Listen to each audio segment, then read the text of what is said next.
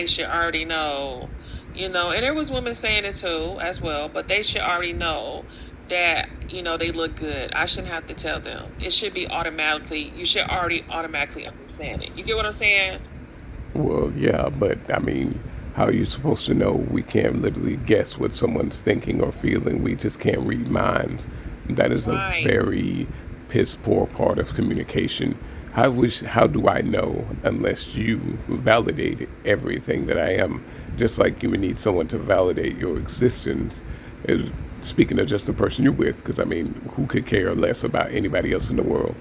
But when it comes Right. to me, you should see me before anybody else does. So if you don't compliment me, don't be mad when someone else does. Because Say it. again, you told Come me on. I'm just supposed to know. How am I supposed to know if you don't tell me what you like about me? But when somebody else do it, now you feel threatened. You had the chance and the opportunity to do so, and you didn't. So why be salty about it now? Somebody else is doing your job. They doing what you're Right. supposed to do. So you want to be salty instead of actually doing what you should have. Oh, I love it. We're gonna have a good conversation. Thank you, Prideful. We talked about this in uh I love it. We having this conversation because again I want to hear different perspectives, but I appreciate that because again I had said it earlier, you know, when I said today when I had lunch date with my husband on his job, he noticed my glasses. Now y'all know, y'all whoever seen my pictures, y'all see these when I first came out, like, look, y'all, I got new glasses. It's already on my profile. He just noticed it today. He was staring at me today, y'all. Like, we was sitting down, he was like, them green. I said, honey, yeah, these the glasses I just got. He said, them are nice. I said, honey, we went to the store together. We went everywhere together with these glasses. I said, you didn't know? He said, no, I didn't. He said, I'm so sorry, but they are beautiful. I love them. And I'm like, oh, you know what I'm saying? Because it's like still, even though he probably didn't really because I do got like plenty of glasses, y'all. Y'all know that, right? But some of y'all probably don't. But I love glasses, you guys. I just love it. You have a good collection though, so Well, I'm I not hate gonna hold that glasses. against I him. wish I could see without these some bitches. But anyway, The fact that he noticed though Yeah. eventually, hey, B, he said, and I'm gonna get to no time. He said the same exact thing that he said. He's like, you got so many, and I do, y'all. I got a line of glasses up here. Every year I change out my glasses. Like, I love glasses. I love frames. I just think they sexy to me. I love glasses. I don't know. pause. Said it to somebody who can't see without them. Then it's nah. I hate these some bitches. They cost too much. They cost too much. Like low key. Like the They amount to be do. spent on glasses is ridiculous. I mean, why don't you just fix my freaking eyes so I won't need to be a constant paycheck in your pocket? But anyway, but back to the part where you said that he noticed your glasses at the last minute. A man who pays attention to detail about you notice when things change, and when he see it, that means he sees you. You are constantly on this focus. If he can validate something that changed about you, that man is pay attention to everything, and he go ask questions because that's how he learns. A man who doesn't ask questions is a man who's not willing to learn. He just accepts things. But see, he pays attention. He noticed them glasses and say, "Oh yeah, there, I like them." Yeah, you want to be seen. You want to be noticed. Everybody does. And with say if somebody's love language is basically words of affirmation, and when they say something positive and it's not being receptive, if it's not being accepted, not only did you hurt him in one way through his love language, you also hurt him in the part of communication too. Wow. Thank you for a man's point of view. Because again, I love it. So I didn't know, I'm just saying. hey, but thank you, Prophet. Please don't drop. I want to get to no time. No time. Hey, beautiful. What you got on the topic? And I love you. Miss you. miss you too. How you Oh, doing? You don't want me doing to okay? drop? Okay, I'll sit here for a minute. Hey, go ahead. Good. What you got to say on the topic? A complimentary. I think compliments would come with love. You know what I mean? Like if you love that individual, you're gonna compliment them like all the time. You know.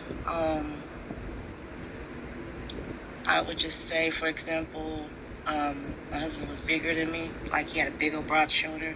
And I'll just say, I just love your hugs. I just, you know what I mean? Like I feel safe when I'm with you. It's just like you make them feel special to you because you love them. No, no, So bitch. it's Got your, like how the fuck are you compliments broke come all with that? love. No, bro.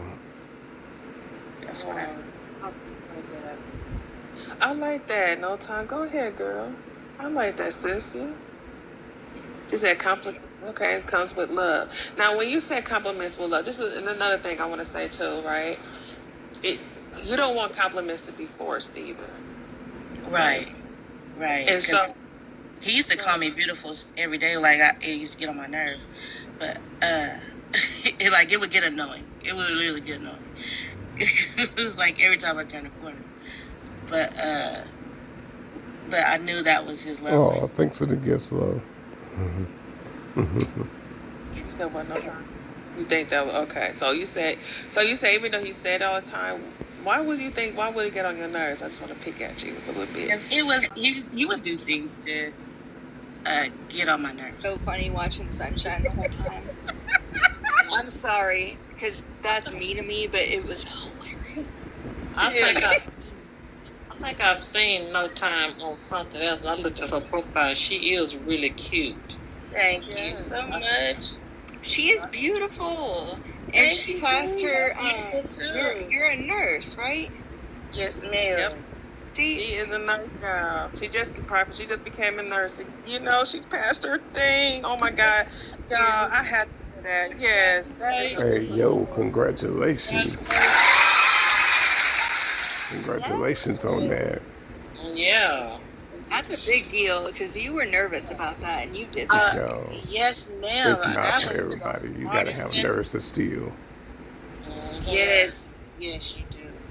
I'll tell you, like everything we learned in school, and when I sat down before that state board, I was like, "What is this?" But I guess God said yes. So And I've heard that is intimidating as hell, even if you know it. it is. It really is. So Because you they did that. kind of treat you like you're gonna go to Yale, if you know what I mean. Yeah. You have to stay still. You can't look away from the computer screen. You kind of got to be pat down. It's crazy. Wow. And it's like, I bet if you get bubble guts, you can't go to the Yeah. restroom. You got to raise your hand. Like you can't jump up. sometimes it's okay to come in a place where just to sit and listen and to get your spirit fed in the right place. Ooh. Every place don't feed your spirit. That part right there, can I co-sign on that? I want to add some more to that. Go ahead, Carl. A lot of us end up being in that state is because we count on somebody that we're constantly filling them up or depleting ourselves. The thing is, you need somebody that actually completes that equivalent exchange. The love that we show and the care that we show isn't transactional. It's actually receptive. It should be receptive, like to obtain something of equal value has to be given. So if I give you something, of course, you're going to have to give me back. There is no such thing as something being completely one-sided.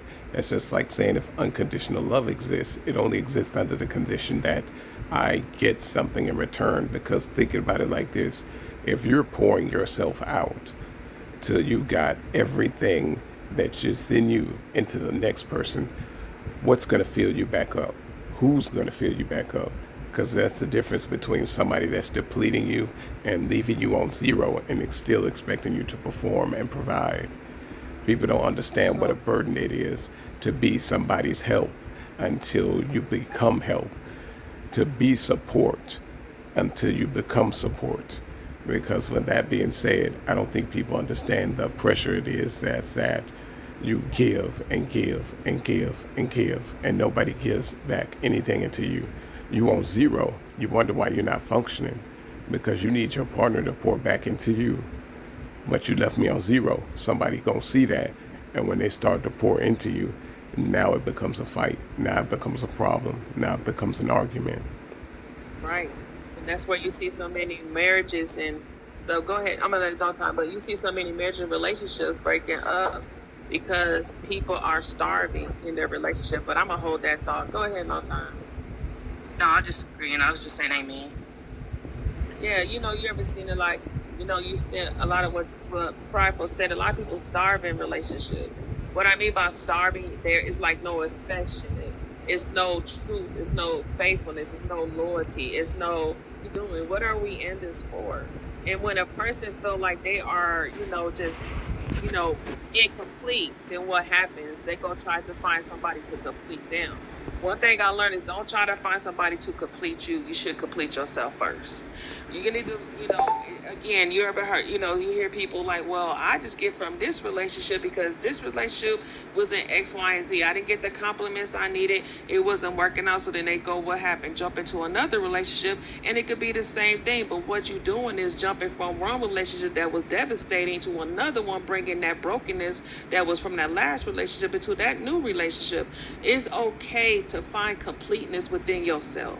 It's okay to face the battles within yourself first. It's okay to sit in the mirror and wipe down your mirror from the smoke that you have put on your mirror because you choose not to see yourself because of all the issues and things that have brought yourself into that place of darkness. It's okay to remove it so the light can come from outside to shine in, so you can look at yourself for how beautiful and how wonderful and how God made you to his perfect image of yourself, and able to pour the compliments that you once have starved in your last relationship into yourself. But that's being one with yourself. In order to be one with yourself, you have to recognize, who are you?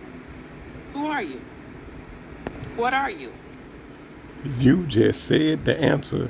You just said the answer. Because a lot of people get into the relationships and they don't know themselves. So, of course, when you're that much focused on trying to control and guide somebody else, you aren't even in control of yourself. You don't even know who you are. You don't know who you are when you're alone. So how are you going to know yourself when you're with someone else? Do you easily know how far you go? Do you know your limitations? Do you know anything about yourself so you won't be questioning yourself while you're wondering, second guessing yourself, your decisions, your movements, and how you act and how you move and how you treat people? Do you notice the things that you set up that could be destructive to the person you're with? When you lack a knowledge of self, you can give someone exactly everything that they want and they will completely destroy it and tear it apart with their own two hands. And they will literally blame you, because without knowledge of self, you can give the person everything they want and they still will blame you and still say it's your fault. Come on, Prideful. That's so true. This is why I say, you know, even in relationship, can we talk about this? I speak about this all the time, is not to lose yourself in relationships.